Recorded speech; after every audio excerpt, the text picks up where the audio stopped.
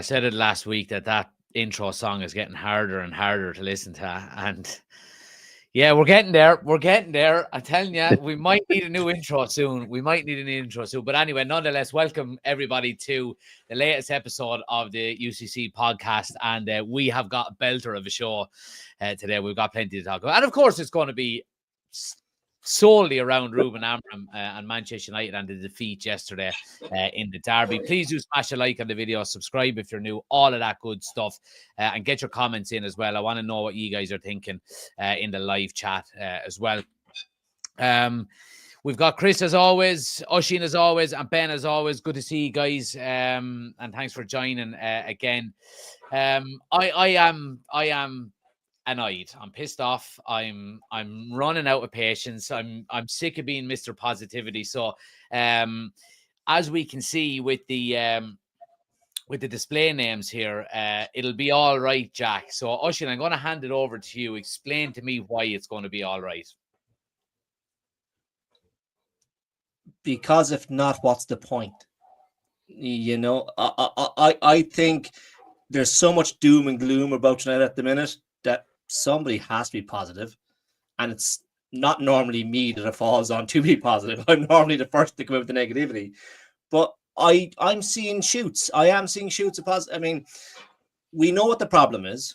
We know how we're going to fix it, and we know when the first chance we can fix it is, and that's in the number 6 position and January. So until then, we kind of have to grin and bear it, unfortunately, unless he starts changing personnel. Myself and Chris got into it 2 weeks ago. We're not going to repeat that. I think you finally agree that he's not the right player for that position. But Amorim clearly doesn't trust his other options. We can't play Casemiro and Ugarte in there together because there is no progression forward. I picked out 4 players yesterday who kind of stood out. Well, stood out as unfair, but probably didn't play as bad as the other 7. Yeah. And that's Ugarte, De Ligt, Mbeumo, and I put Yoro down there. I know Yoro was partly to blame for the second goal. He wasn't solely to blame. But besides that, he didn't put a foot wrong as far as I'm concerned. Besides that moment, De Ligt was colossal. He's 19 years of age as well, we have to remember. You know, De Ligt was colossal again as centre-half. And Ugarte in the first half was breaking up play, was playing the simple ball, wasn't getting too ahead of himself. And Mbeumo was causing trouble whenever he was on the ball. We missed Cunha. We lacked his incisiveness. We lacked his direct dribbling. But once he comes back, once we start realizing we've got a 6'5" centre forward and we need to start crossing the ball into that box, it's going to be different. It's going to be a different animal. And once we get a different number 6 in there, and I'm going to be controversial here too, I think we need to rest Bruno for a while, take the captaincy off him and give it to De Ligt, because maybe the captaincy is weighing heavy on him as well. He was the main guy for the last few years. He's not the main guy anymore. He's out of position, a position he doesn't know. But the captaincy can't be helping that. If he's the one expected to, by us all here, who've been raised on Keanes and Vidiches and Everez and Robsons, want him to be the all-action hero, maybe that's weighing on him as well. So I think taking the captaincy off him will relieve a lot of pressure and might see him get back to a bit more of his natural game, even if it's not the right position for him. So I am seeing shoots, and I am being positive because somebody needs to be. Ben, I'll go to you next because you weren't on with us last week or 2 weeks ago, were you? No, I weren't. No. Right, so I'll get your and you usually bring a not that Oisín's wasn't level-headed or anything, because it absolutely was, but you usually bring a kind of a calmness to everything when we're shouting and roaring. What's your opinions on it? Are you worried about Amorim? Or you think it's more time? Do you think it's, his time is running out? What's your thoughts? I think it's an all-round problem. It's not just Amorim, it's the players as well. We know Amorim won't change tactics or anything like that. If he did, would it work? It might. But to me, some of the players have down tools. As bad as it sounds, it's like some of the players might not want to play for him again. And we've been there how many times in the past? Yeah. Look at the players that he's got rid of. We were all screaming for these players to go, and they've gone. And it's just full circle again, isn't it? Yeah, you're bang on. In fairness, absolutely. Look, I've got a number of different areas, Chris, to go down through in terms of Amorim and so on and so forth. And I went through it earlier on myself, and I did get ChatGPT to tidy it up as well, by the way. But I mean, how long do we give Ruben Amorim? I mean, how long can it continue on like this before realistically we're talking about having to make a change? Because, I mean, the stats are absolutely unbearable. They're absolutely unbearable. Well, for last game, the stats are unbearable. What? For last game. Don't give me that shit. How can I not give you that shit? Because he didn't You even can't want to pick come and in. choose your stats, Chairman. You can't pick and choose your stats. No, They're all because let's be honest, he didn't want to come in. He didn't want to come in and halfway through the season. He was forced to come okay. in. Right. He didn't want to come in he didn't want to come in halfway through the season, and he said an awful lot. He said on nearly on a weekly basis that he needed a preseason. We're 14th in the league table. Okay. We're 14th in the league table. We're still averaging a point a game. That's relegation form under Ruben Amorim. Okay. And we've also had the worst or the hardest start to the Premier League season out of anybody. And that's non-negotiable because in our first 10 games, we have the worst schedule, the hardest schedule by anybody, period, end of story. And honestly, I don't think our season starts until after that 10 games, because that's when everybody starts to play your Champions League, your Europas, your everything else and everything like that, where I think we're going to benefit from that. But here's the thing, like, I get it. Did we play well against City? No, we didn't, and everything like that. Bruno had an error. I'll go with Oshin. Euro and Shaw had an error on the second goal. Shaw had another error with Maguire on the third goal. I mean, these are individual errors. Like, our defense did not play that bad. Okay. Our midfield is suspect. Let's be honest. And I agree with Oshin. Ugarte played well. He did what he needed to do. He needed to do the simple things. I think in the second half, when he wanted to start to press and do a little bit more, things kind of got away from him. But then, I got to look at it, and I was pulling up Ahmad played terrible on Sunday. Ahmad has done absolutely nothing in the last since the last derby, probably, where he scored. Okay, so Ahmad. I'll be with Oshin. Like, should Bruno sit? I don't know if he should have sat that game, but my starting lineup when I predicted on the United app was the back three were the same. The goalkeeper was the same because I didn't think Lamens would play just yet. I thought we should have started Casemiro. I thought we should have started Ugarte and Menu in the sixes. I would have put Bruno on the 10 next to Mbuemo, put Ahmad at the right wing back, put Dorgu and Sesko. That's what I would have. Because I do want to give Menu a run of games. I want to see what he's got it to 6. I want to see because I don't want this to hang over everybody's head. Like, oh, well, if he did play or if he did, he doesn't have a chance to play. He played very well when he came on yesterday. And again, and it's easy. It is easy to play well when you're 3-0 down and the opposition have taken their foot off the gas. Exactly. So I'm not going to take it away from him, but at the same time, I want him to have a fair run of games. With Cunha out, I don't think we can afford to put Bruno on the bench. Now, if Cunha, let's just say for Chelsea, Cunha's back. Maybe we should sit Bruno at this point because I'll agree with Ochi. The Fulham game, I gave him a pass. He didn't follow and everything like that. Same thing happened this game. Okay, there's no more passes at this point. You need to man up and you need to take ownership of the problem that you're. If you watch that, I was on our television, on our broadcast, they showed it. Every United player when who was it? Doku was coming down the line and Ugarte was trying to block. He blocked across and came back. Everybody was ball watching. Nobody saw Foden run behind. And it was like, and I hate Graham Lasso.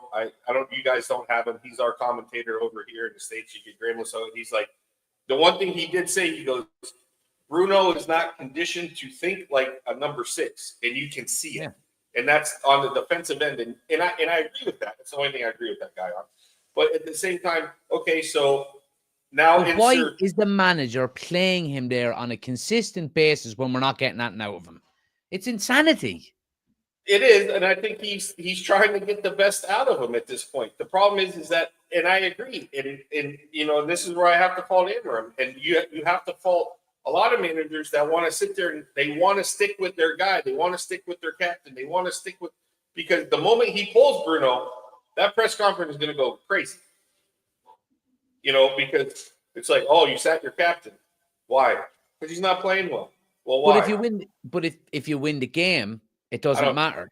It you know what I mean? Amorim has micro opportunities to take a little bit of the pressure off of himself, whether that be drop somebody, whether that be tweak he's not going to change his tactics or whatever the case may be, his substitution, so on and so forth. You know, we're talking about having the most difficult start of the season of anyone, and I know we do have the most difficult start, but we can't beat Fulham. We struggle to beat Burnley. You know what I mean? Like, I think, and I agree. I understand what you're saying. I can't take anything away from what you said, Jack. Is that, you know, we struggled to beat Burnley, but did we struggle to beat Burnley? We're literally unlucky. We're probably the most unlucky team in the Premier League, because of our XG and our scoring chances against Burnley, against Fulham, we didn't finish, and that's the crux of the problem. And that has nothing to do with the midfield at that point. That has to do with the players up front. And you can put that on Waymo, Cunha, Mount when he was playing, and everybody else. We could not finish. If we finished the chances we got, we handedly beat Burnley, we handedly beat Fulham, and we're in an entirely different scenario. Now, is that on the manager? I can't put that on him entirely. I can't. I'm sorry. I'm like, and this is where I think we get out of control, and everybody's talking about tactics. If the same issue was happening this season again, if you're talking about is not being able to finish and not being able to create in some games, they were the issues last season. He hasn't fixed it. Now, I know it's a small sample size. He did fix it. The first three games, he fixed it. Look at the chances we created. We just didn't finish them. And I mean, 4 goals we scored, and okay, 3 of them were against Burnley.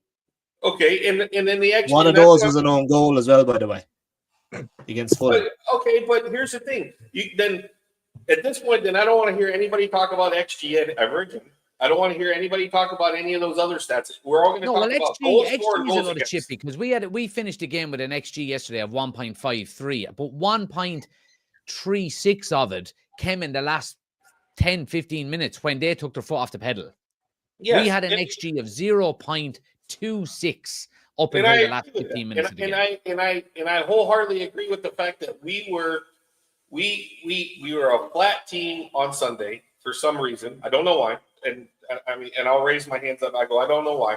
But I think a part of that is, you know, we're still learning how to play with Sesko. We don't know. I mean, he came in late, you know, so we don't know how to play with him yet. Ahmad had a bad game, and we all agree with that. And Blamo played well. I say that loosely. I don't think anybody played well, but you know what I mean. Out of all the players that we had, he was one of the better ones. He missed the sitter 2 yards out, you know, at that point. He also had a couple That's unfair, Chris. That was a bad shot from Ahmad that hit him. I'm not going to get on him about it, but I'm just saying, like, that goes with your XG stat, because that's an attempt on goal and everything like that. But I think that, like, as we're talking about different things, like City, I think if I'm gonna fault Amorim about anything, I'm gonna fault him at, I think that I agree that he got the lineup wrong. Yeah, he did. 100%. I'll say that he got the lineup wrong, and I'm not saying that because he should have benched Bruno. I just think that Bruno should be in the 6. I thought that Manu should have been in the 6, whether you want to play Casemiro or Ugarte. I mean, but what did Bruno do in the 10, Chris, when he swapped her? I remember maybe one ball he played across to was it Ahmad on the other side? What did anybody do? What did anybody do when we switched? But you're just saying that Bruno's best position is the 10. Okay, I don't see what he brought to the team even after going into the 10 yesterday. I don't think he brought much to the team at all yesterday. Right. Well, let me ask you this then, Oshin. Well, let me ask you this then. Is it simply a case then of Amorim's tactics not suiting these players? Because we're talking about bringing in quality, and we have brought in quality over the last 2 summer windows. De Ligt is quality, Yaro is quality, Buemo, Cunha, Sesko, all of these kind of players. Is it simply a fact that they're not able to play this system? I think he's still trying to fit round pegs into square holes. Luke Shaw is not a centre back. Should not be playing centre back. He won't be when Martinez comes back. I think Abe Evans should get a chance. Maybe, but he's for whatever it is, he's not playing him. He's playing Shaw. Bruno is not a 6, and he's still trying. I'm not sure Ahmed is a right wing back either. Looking at what we've seen, No, we all he's not. raved about him pre-season. We all thought but again, is it Emperor's new clothes with the season we had last year? A few bright sparks, and we thought he was the next coming. And he's failed to live up to the hype that we, as United fans, put on him. But it's just a case that he's still persisting with the same players who aren't paying him back the faith he's putting in them. Shaw was at fault for 2 of the goals yesterday. Shaw should not be at United. We've been saying it for the last how long, and how he's still playing 90 minutes of football week in, week out. He came under Van Gaal. Well, he came under Ferguson, didn't he? He was Fergie's last signing. No, he came under Van Gaal. Yeah. Was it? Yeah. Okay. I thought he signed a pre-contract in January to join United under Ferguson, and then came when Moyes was there. No, he came into January. He's at the club 11 years. So 2014 he came. So that was the summer. That was the year Moyes was there. That January, was it? Moyes would have been sacked, so it would have been Van Gaal. It was Van Gaal. The summer between. So he's been through Van Gaal. He's been through Mourinho. He's been through Oli. He's been through Ten Hag, and he's been through Rangnick, and he's still somehow is still there. I mean, how? Why? He was one. I mean, Malassi was one of the bomb squad for some reason, whereas in my opinion, Shaw should have been. Chris is top with players downing tools. I mean, Shaw is meant to be one of the quickest players in the squad, whereas Harry Maguire was the closest to fucking Haaland when he was slotting the ball home. If that's not downing tools, I don't know what is. Roy Keane said yesterday it was a derby and the one yellow card. Yeah. How does that happen? That is disgraceful. Even out of frustration, we should have kicked someone. Once you go 3-0 down, what's the worst that can happen? Why is this continuing to happen then? Because we continue to have these conversations where lads are down in tools, the intensity is not there, there's no one putting tackles in. We've got a new manager in, we've backed him, we've brought in players that we thought are, and I'm sure are good enough, but we're talking about the same issues again. You know what I mean? I'm really tired of it. I mean, you can't just wave a magic wand and make them play together. I know you can. I know you can. You don't need to wave a fucking magic wand for someone to go in and fucking show a bit of hunger and desire. No, I get that. I'm not gonna down that one. I mean, it's a lack of leadership on the pitch, guys, is what it is. I saw it yesterday. There's no one. Once you were 1-0 down, 2-0 down, there was no one there to grab the game by the scruff of the neck, to grab the players on and say, okay, look, guys, we're 2-0 down. Let's just solidify. Let's not, and that doesn't have to come from the manager. There could be 11 players on the pitch can do that and just say, guys, let's just solidify here for a second. Let's slow it down and let's keep the ball for a while. That doesn't have to come from Amorim. That should come from Bruno as your captain, as De Ligt, as Shaw as your senior players. Who else is on this brain trust of 6 players that he has? Casemiro, Dalot's in there. Who else is there? These are the players that he's turning to, and they're not paying him back. They should have put a foot in the ball. I was saying it all day yesterday. Shaw putting his foot in the ball. Jack, you were saying it's Amorim's style. He wants a slow build up. But at 2-0 down, he should have put his foot in the ball and said, let's calm it down here, guys. If we're going to lose, let's just lose at 2-0. Why did they decide to go balls out at that point? It doesn't make sense.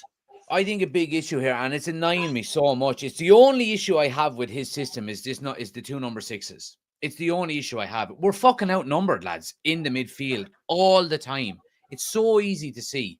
You know, and did somebody come out from City yesterday and said it? All we needed to do was drop Rodri or whoever it was into that position, and we outnumbered them in midfield. I mean, you're playing two number sixes in a four-man midfield. You're going to get outnumbered 9 times out of 10. The opposition plays 4-3-3 or some kind of variation of that, and they're going to have an extra player in there. How can he not see this and change it? But Jack, if we go back to 4-3-3 or a 4-3-2-1, are we going to say that's player power winning back in? I understand that. He changed. I understand that, Oisin, but Jesus Christ, I fucking coach a B team at amateur level, and if I saw we were getting outnumbered in the middle of the park for 60 minutes on the weekend, I would change it. We all always press conference yesterday. That's not going to happen. I know. Well, but the thing is, I mean, as players too, you have to think that. I mean, between Ahmad and Mbuemo, one of them, you would look at it. If Bruno, Dean says here we wouldn't get outnumbered if Bruno stopped going walkabout. That's not true because we're already outnumbered before he goes walkabout. Yeah, and then Ugarte is trying to cover. That's not the main cause of it. Yeah. But I mean, at that point, I think that one of the 10s has to drop off and play as a triangle in there, and then you transition, because even in the first couple games, you see Cunha come back, but Mbuemo doesn't do that. You see Cunha come back and drop in a little bit deeper because he likes to get the ball and go at people, and I think that makes a major difference. The problem I had with Ahmad yesterday, he kept floating outside. He doesn't like to play in the center of the park because I think he gets lost in there. And at that point, and I think that this is where team, like Oisin says, the leadership has to be like, Bruno's got to sit on the field and go, hey, you come right here and stay right here. And then if we're going to break, we break out of this. Like, we need somebody else to drop in here. I don't care if you put a false 9 in that then you have your 2 10s go and that guy drops in just to sit in front of Rodri at that point. Something has to change there. And I don't even – I'll put it 50-50 that Amorim needs to see that, or one of the players needs to be smart enough to say, shit, those guys are getting killed over there. Let me come help at this point. Well, you could put 2 prime N'Golo Kantes in there and it wouldn't make a difference. No, when you're outnumbered. No, I agree. And that's why I think one of the 10s has to drop out there, because his tactics are when they go forward, they play that 3-4-3. But when you're playing defensively, it doesn't matter what shape you're in. You gotta go in there and you gotta man mark and you gotta make it happen. I would even say the 2 number 10s come in so narrow that they come inside right next to the 6s. Now you have 4, and then from there you attack at that point and you spring forward. And it's just not happening, and I don't know why. And I mean, that's my knock on him at this point. And I'm Amorim. I mean, I think it can be done. It's just a matter of everything needs to be fine-tuned and everything needs to be done. And I'll be honest, and I hate to say this, but losing Cunha is a bigger loss than I thought it was going to be.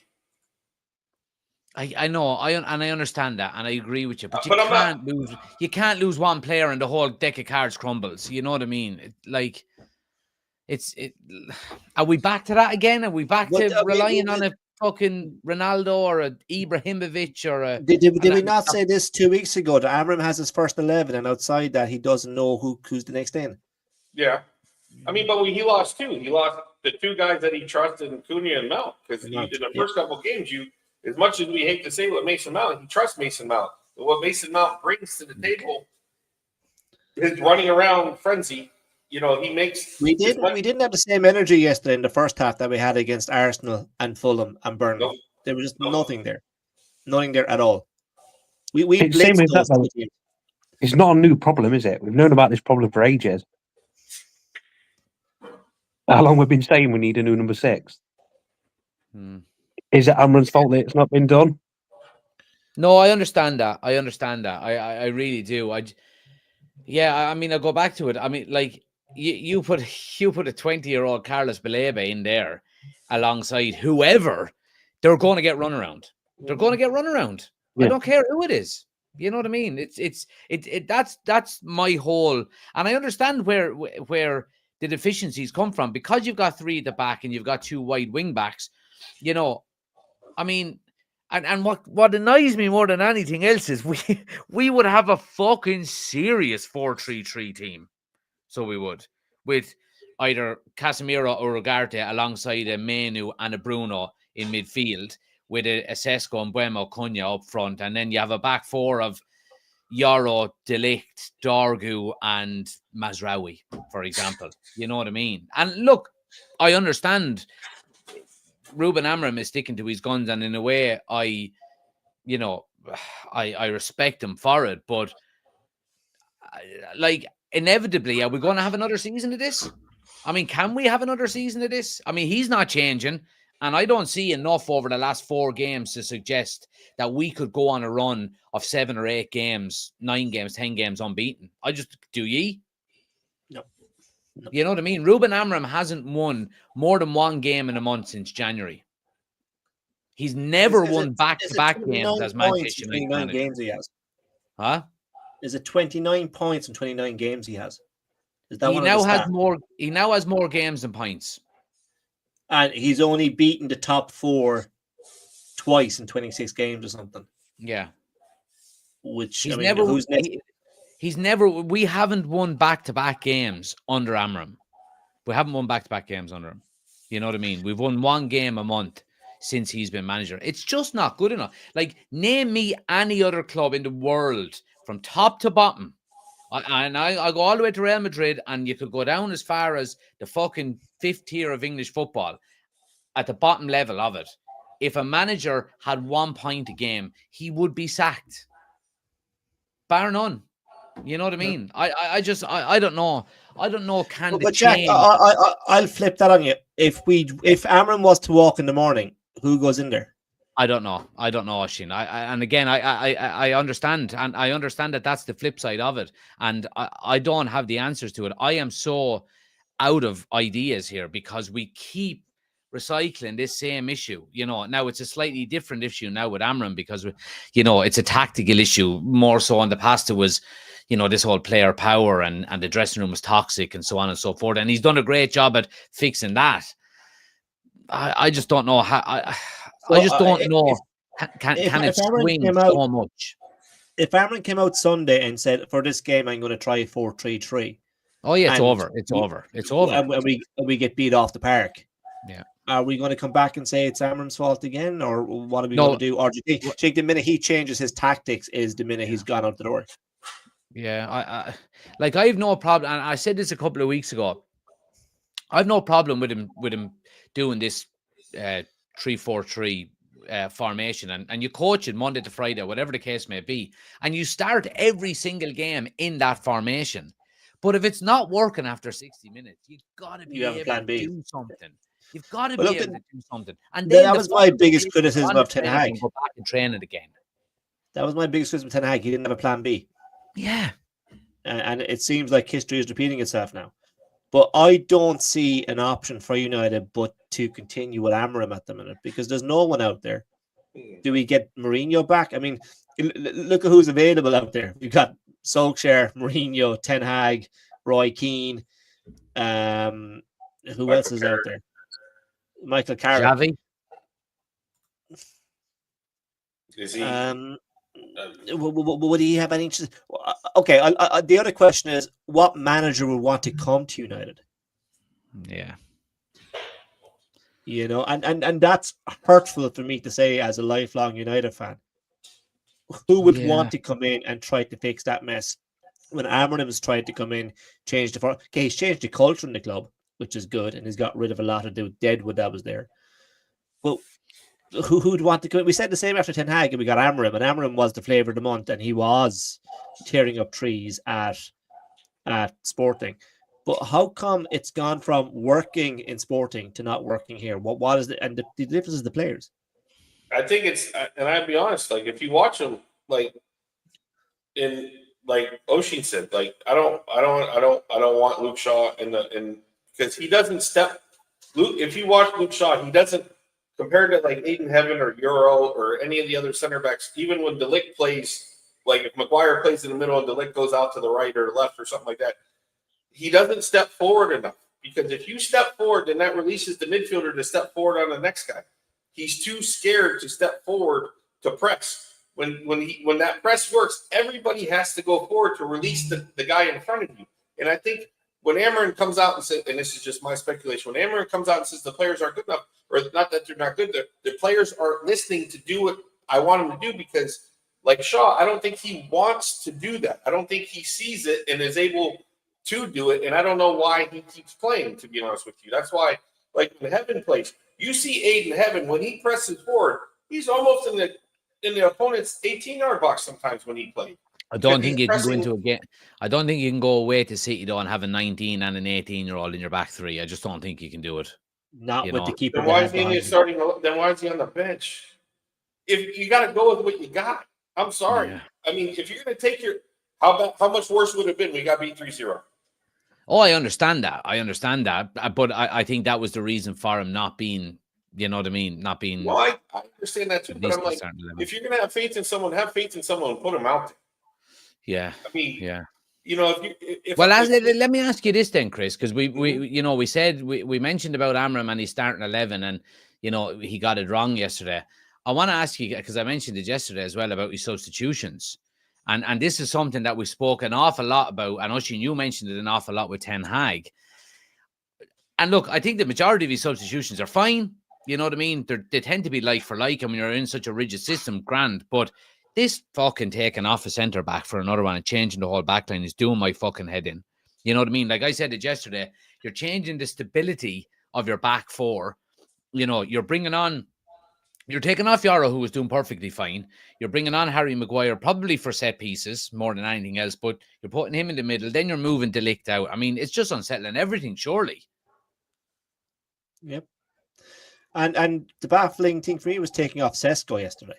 He's our only number 9 that we have. Why take him off? I know it was his first game, but is that really enough to take him off? I mean, if Sesko had been at the end of that Ahmed cross shot, that would have gone in. He just has a striker instincts. Yeah. If he was there instead of Casemiro for that ball from Bruno, that's going in too. You know, we just don't. It's like going back to leadership on the pitch. It's almost like we don't know how to play with a centre forward. And that goes back to Hoyland as well. Hoyland was getting no ball either. And that was under Ten Hag before Amorim came in. It's like we don't know how to cross the ball from the end line. And Chris said this a number of times last season. We can't get to the end line and put a ball in. And we've got a 6'5" centre forward in there now, whose bread and butter is a standing leap. Yeah. That's just crazy. But lads, as well, I mean, the amount of runs he made off of the defender's shoulders yesterday was crazy, and not one ball. Same with Hoyland last year. We said exact same with Hoyland last year. Well, now I've got to say about Hoyland. Okay. Look, they're not the same quality. I'll grant that, but he made the same runs. No, but Hoyland was out fucking wrestling with lads on the halfway line when he shouldn't have been for large periods of game. Yeah. I mean, the one thing I noticed about Sesko yesterday was he didn't want to get involved in the game. He wanted to just hang on the last man. Because City play a Highland, hang on the last man, and he was making them angle runs, going from one centre back to another, and running off of one and in behind the other, and the ball never fucking came. And that's the issue, and I agree with that. But also, I have a problem with what you said, or not what you said, but what he's doing is that, like you said, he didn't want to get involved in the game against City. You can't just hang up there and cherry pick, as we call it here, and just sit up there. Haaland got 2 goals from doing it yesterday. Yes and no, but I mean, but are we City? No, we're not. We're not at that level. We don't have Rodri and Reinders and Foden. I mean, we don't. And let's just be Reinders honest. did nothing yesterday in comparison. He almost scored yesterday. I mean, he played. I mean, anybody almost scored against United yesterday in the second half. You can't use that as an example. I thought he played a decent game in there and everything like that. But at the same time, you sit there and you look at it and you go, I mean, I think he needs the help at the time. You know, there's a time to make those runs. There's time to show for it and give an outlet. But at the same time, I agree with you, Jack. We don't know how. And Oisin, we don't know how to play with a center forward. We don't. I saw Luke Shaw look at him at least 3 times and just was like, "Oh, you're making that run? Oh, I missed it." You know, like you just didn't want to play that ball. And I understand that, and it's not the actual, it's not the system, or it's not the format. Like, I have no problem with 3 at the back. I play 3 at the back with my team. I actually really like it. But I play 3 in the middle. You know what I mean? It's a 3-5-2.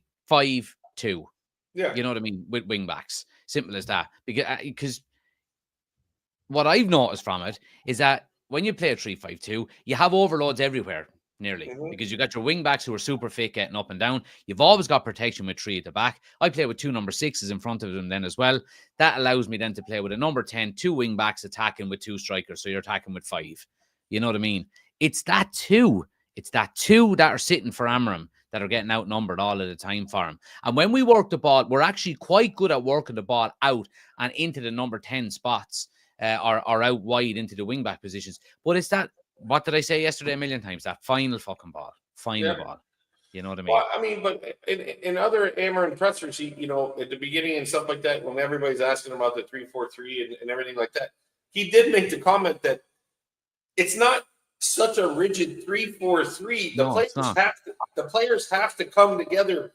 And it could be, Jack, what you were just saying right there, you play a 3-5-2. When Cunha was playing, he's dropping in the midfielder, and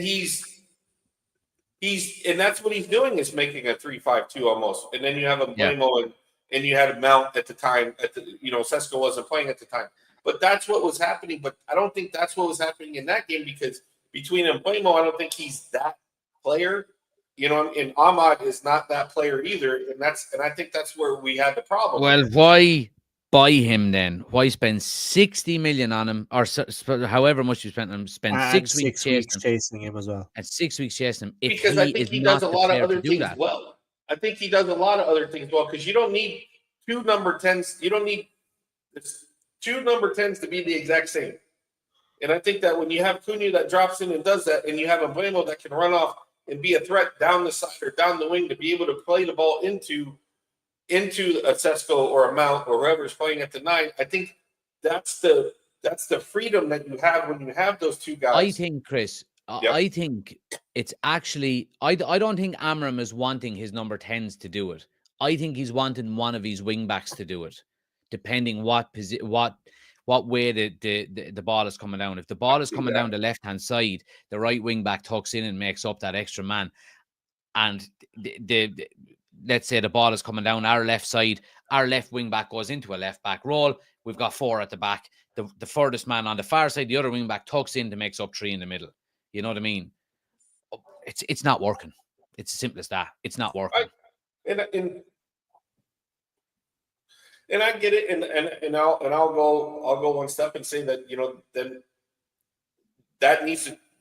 something needs to be had to change. Not change formation, but change in how the rotation goes at that point, and where that comes from, and how that works, and everything like that. And I do think that having like Oshin pointed out, we were dead at the beginning of the game.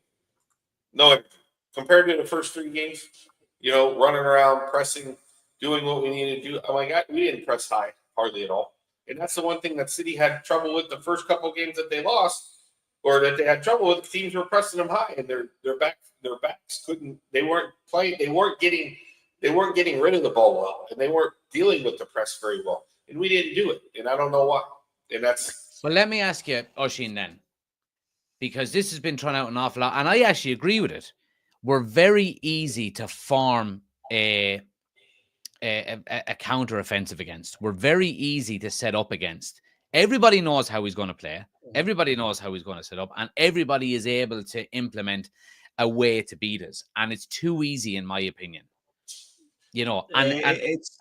Yeah, I mean, it's as simple as going back to say that he's not going to change. If he doesn't change, he's going to continue to lose games. Yeah, I mean, it's not today or yesterday that we know we were a very easy team to play against, and I don't know how to answer your question, because I keep going back to his presser. Why he said, "I'm not going to change. I'm not going to change. I think it's ready to change." And my question then would be, when will he be ready to change? And if that's never, then it's going to be a long, hard season. You asked earlier, how long do we give him? I don't think he's going anywhere. I think Ineos are going to die on the sword here as well, because Ineos have had they gave Ten Hag the contract that they gave him last year. he cost them a serious amount of money. Then they had to go to Sporting to get this guy, and he cost them money as well. So they're not going to give that'll be their third compensation, as well as Dan Ashworth. I think I worked it out. I think we did a podcast on this earlier. I think they paid 34 million in compensation up until the start of the season between Ten Hag and his team, Amorim and his team from Sporting, and Ashworth, both getting him out of Newcastle and then paying him off when they gave him the bullet. Yeah. So I don't think Ineos can afford to get rid of him. Yeah. I genuinely don't. Yeah. And Dara is saying here as well, he's saying Amorim isn't the problem, the system isn't the problem, it's the players. And the sooner people realise that, the better. Everyone says Amorim out never gives an alternative because there isn't one. I understand that. And I'm not saying Amorim out either. By Jesus Christ, I want Amorim to win the next game. And I want him to win every game between now and the end of the season. You know what I mean? But I worry because, if it is the players, all right, and let's take Dara's point here, which is a very valid point. If it is the players, he's going to need another 2 years. He's going to need another 2 years because he ain't going to fix it with what we can get done next summer either. You're not going to get buy in January either. You're not going to get anything done in January. You never do.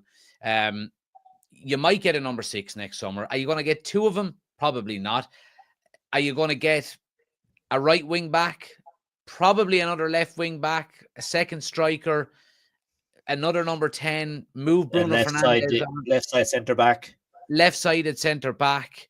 I mean, so if it is the players, then what the fuck is Amorim doing there? Because he's going to go, I mean, this is too big. This is too long of a job for me to continue to lose games with this system. Does that make sense? But even when, I mean, we knew this was going to be a long job for him to get it done. I mean, we thought there was going to be fucking wins in the middle of it all. No, I get it, but I'll be honest, I still think there are going to be wins. I really do. I think I think that what Oshin said, like I think, like in that thing that you just put up, the players want them to compromise. Yeah. Well, that's an interesting thing. Like, what's the compromise? Does that mean the players are going to give? Oh, if you do what I want, if Amorim, if you play the way we want, we'll put forth more effort.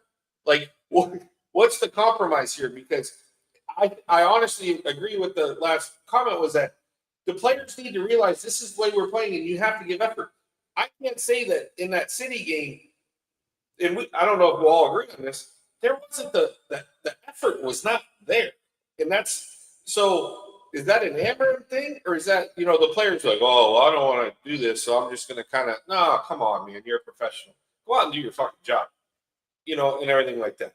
Here's the thing. If you press forward and you get beat, you get beat.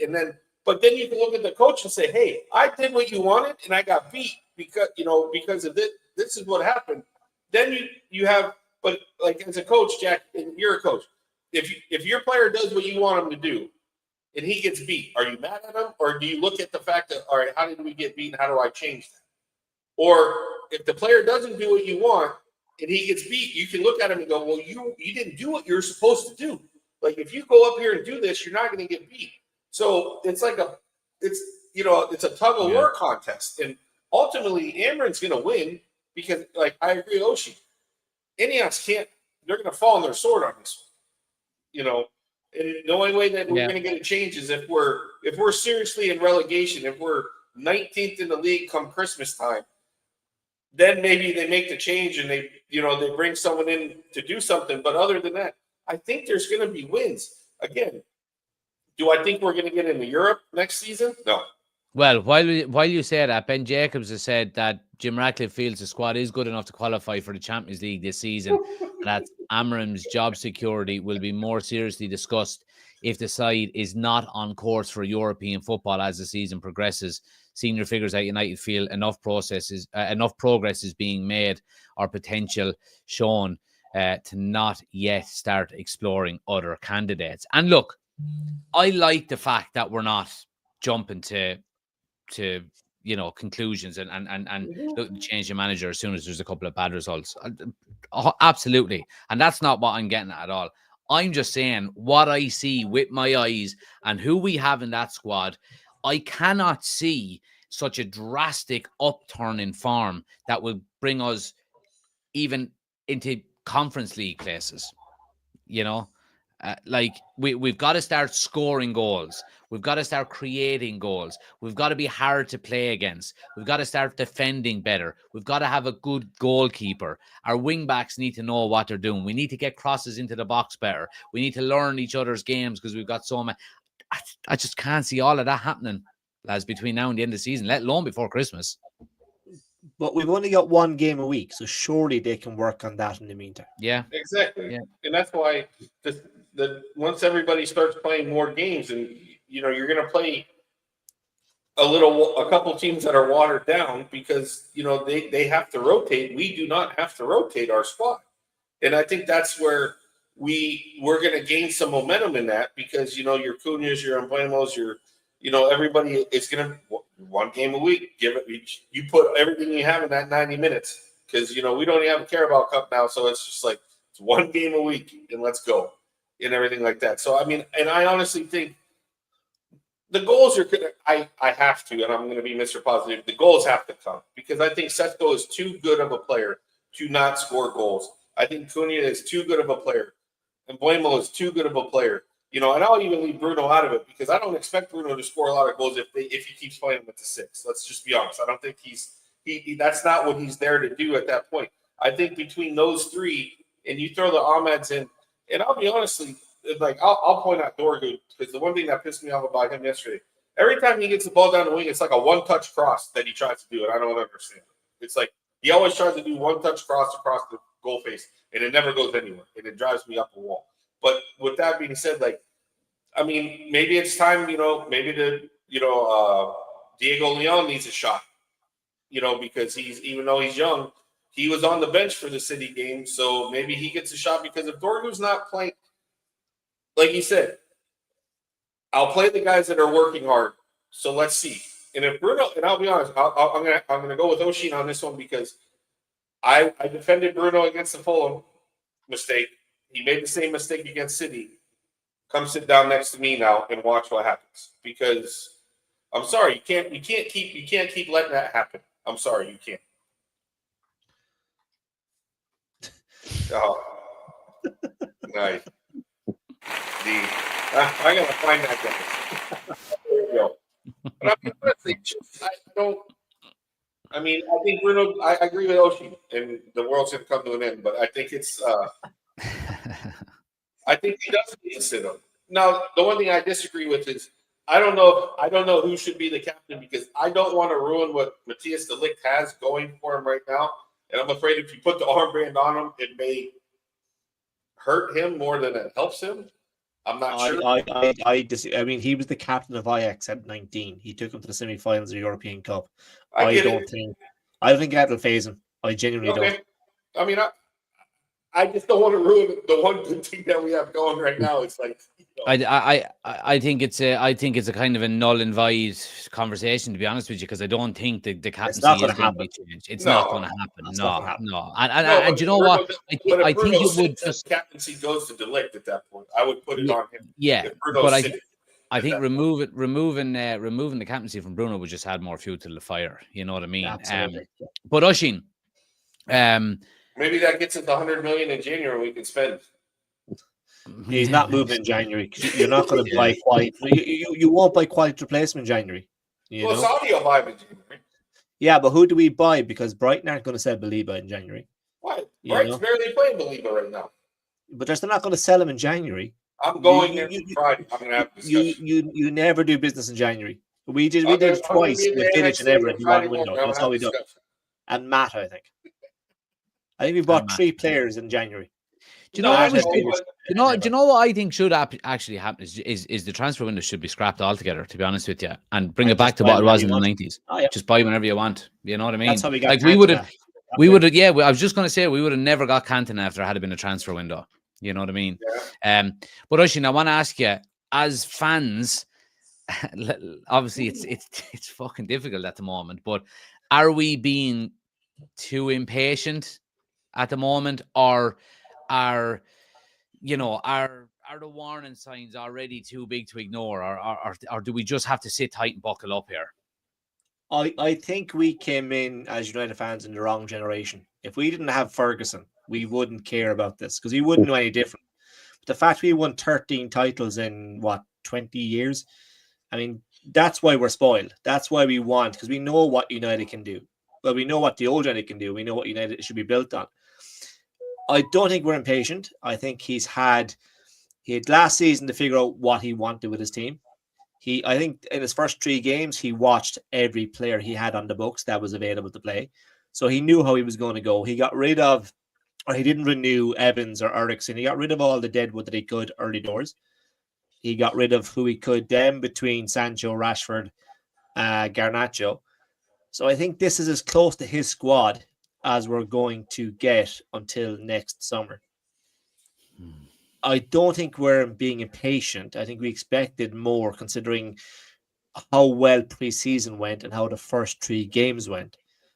But what happened on Sunday is unforgivable. And it was the fact that we went back to the same United having no fight, no leadership, no control. So I don't think we're being impatient, but I think we are going to have to wait that bit longer to see the full cohesion that Amorim wants, because it's not there just yet.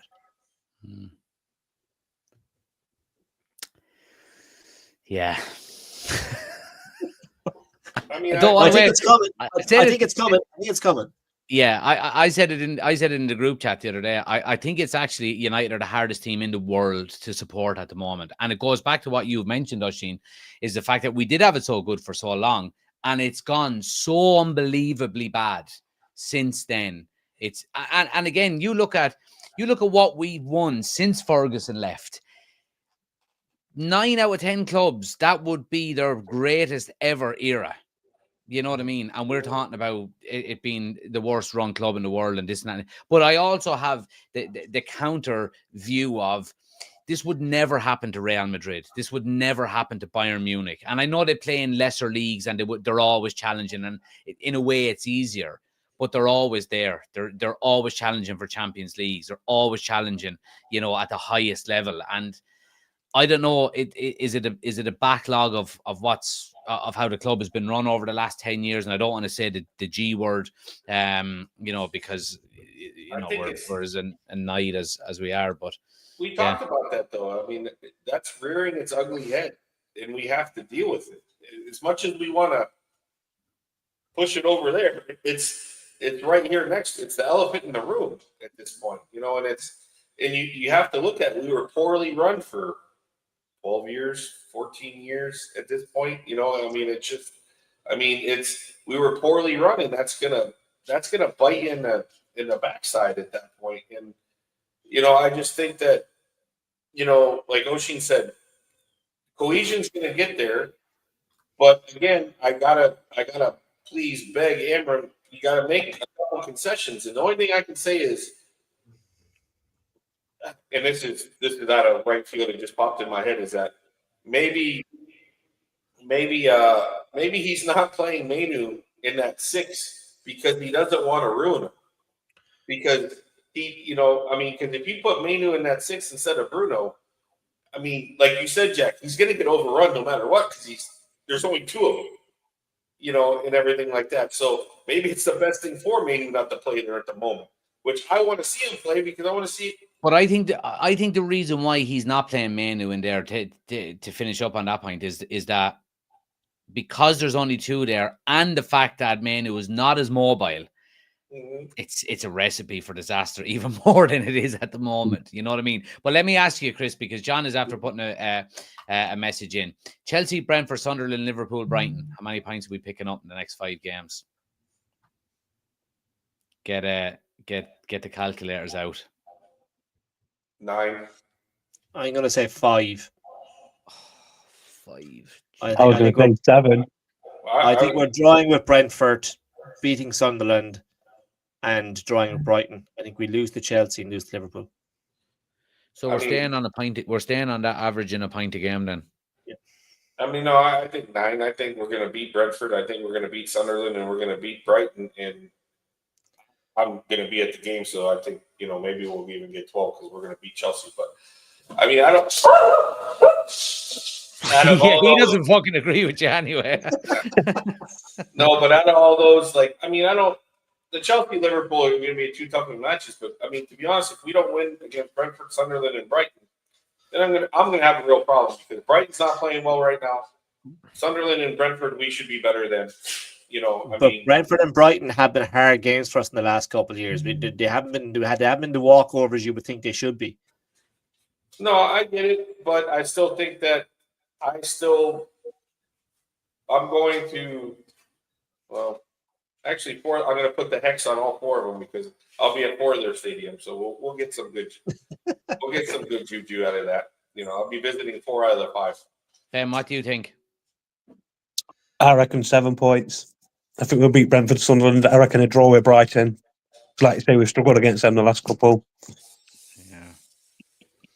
Brighton's a different team now, though. I mean, I'm just saying. They're not the same team they were last year. Yeah, but so are we. Yeah. Very good point. Very good point. Anyway, I think 9. 9. Yeah, look, I mean, I would be absolutely over the moon coming out with 9 points, to be quite honest with you. Yeah, but we need to. I mean, my biggest worry is how we show up against. I mean, I hope.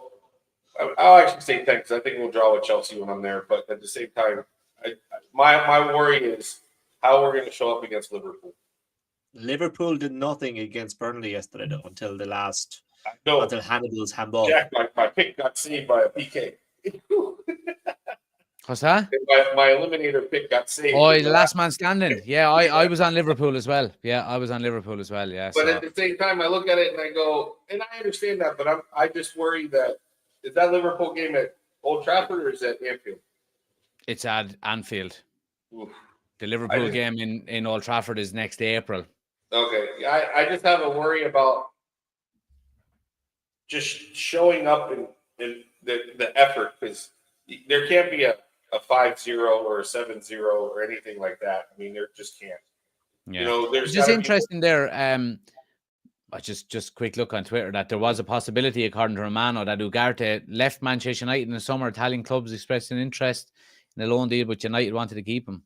So interesting, considering he was only there for a year at the time. But I can't believe I predicted him to have an unbelievable season. Anyway, he might still. It's a small sample size. That's what I'm going on at the moment, and I'm going to Spain on Wednesday anyway. So I'm going to a wedding. I'm going to get pissed. Going to a wedding. I'll be. Let's see. I'll be in London at 7 a.m. on Friday. Happy days. Well, enjoy. And I'll be working all week, lads. If you want to keep Joe, just to enjoy. Don't worry. Just follow the Facebook. You'll get a place by place, and then Ben and I'll be having pints on Sunday. Do people still use Facebook? I didn't really know that was a thing anymore. Instagram. When you're over 40, Jack, it's the go-to place. That's it. It's all linked together. So once it goes on one, it goes to all of them. So it doesn't really matter. Right, boys. As always, thanks for coming on. I appreciate it. And look, we'll chat throughout the week or maybe early next week when I'm back anyway. And but look, happy days for now. All right. Well, if we have one on Monday, I'm on the plane, so I won't be able to do it. No, we won't be here. No, we won't have one on Monday because I won't be here either. So we'll do it maybe later next week. All right, boys. Okay. No problem. Talk to you later. Appreciate it as always, lads. Thanks, Emil. Thanks to everybody for joining as well, guys. Everybody involved in the chat as well. Do smash a like on the video if you can. Subscribe if you're new. If you are listening back on Spotify or on Apple Podcasts, do give us a 5-star review. It helps us out an awful lot as well. And people who are watching it live as well, we do upload it to Spotify and Apple Podcasts and all of that the next morning. So if you do miss it on a Monday night, you can get it later in the week as well on your devices. But thanks for watching, lads. Thanks for listening. Hope you have a great rest of your Monday. And I'll chat to you during the week. Take it easy. Good luck.